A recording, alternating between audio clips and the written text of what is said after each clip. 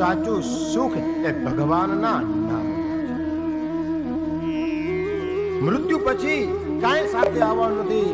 મૃત્યુ પછી માત્ર ને માત્ર આવશે ભક્તિ. જેટલું તમે કર્મ કર્યું હશે એ કર્મ જ તમારી સાથે ચાલશે. ધન સંપત્તિ બધી અહીંયા જ રહી જાય. મારું મારું કરી મેં કરી આજે આપણે ઝઘડા કરવા લાગી જઈએ. ભાઈ ભાઈના ઝઘડા થઈ જાય છે. એક ક્ષેત્ર બાપ રાખી ગયા હોય, એમાં 5 ભાઈઓ હોય, ઝઘડા કરે. ક્યાં મારું છે, હું આટલું નહીં દઉં, મેં બાપની સેવા કરી હતી, તે કઈ નહોતું કર્યું. આવા ચર્ચા કરીને આપણે ઝઘડા કરતા હોઈએ ધન સંપત્તિ માટે, મિલકત માટે.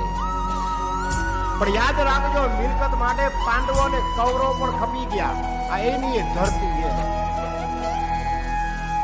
પાંડવો અને કૌરવો આ ધરતી માટે યુદ્ધ કર્યું, પોતાના રાજ્ય માટે.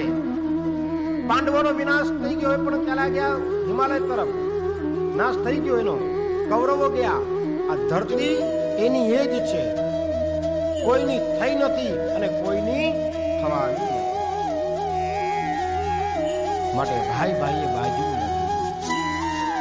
ધન સંપત્તિ કદાચ તમારા વડીલો રાખી ગયા હોય ને તો એને સાચવો.